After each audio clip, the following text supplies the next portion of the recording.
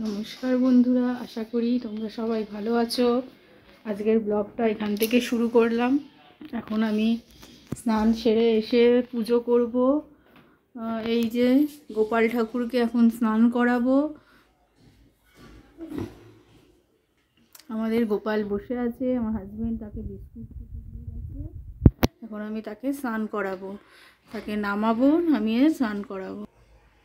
এই যে এবার গোপাল ঠাকুরকে স্নান করাবো। স্নান করিয়ে তাকে মুছিয়ে, আজকে সোয়েটার পরাতে হবে, নাহলে খুব ঠান্ডা পড়েছে, ঠান্ডা লাগবে। গঙ্গা স্নান হলো। এবার ওকে, এই যে আমাদের গোপাল সোনা স্নান করে সোয়েটার পরে মাথায় টুপি দিয়ে বসে আছেন। এবার ওকে ভোগ দেব, ভোগ দেব। এটা হচ্ছে আমাদের ঠাকুর মন্দির। এখানে আমাদের আছে মা সন্তোষী মা, পুজো হয়।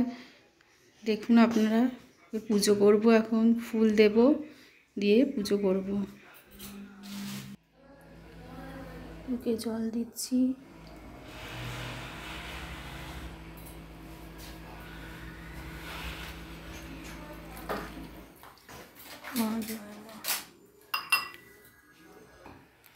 এই ইতু পুজো করলাম, ধূপ দিলাম ঠাকুরকে। এবার ইতুর বই পড়বো। আপনাদের কাদের বাড়িতে ইতু পুজো হয় আমাকে কমেন্ট করে জানাবেন।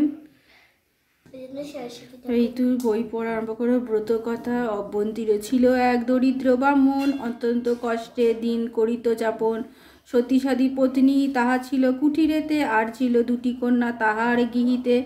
বড় উপমা আর ছোট ঝুমুমার নাম ধরে উহাদের লইয়া দীর্ঘ থাকিল তো কুটিরেতে। এই পুজো করে আসলাম, এসে এবার মেয়েকে পড়তে বসিয়েছি। মেয়েরও শরীরটা ভালো না, ঠান্ডা লেগেছে। আজকে ড্রয়িং ছিল, গেল না, বলছে যাব না। আবার একজন পিসি শাশুড়ি আসবে আজকে, তার জন্য রান্না করব।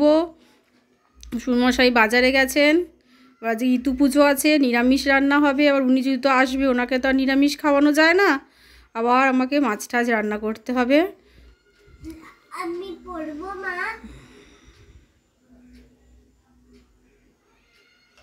পড়ো, রাইমস পড়ো। Little bird, look at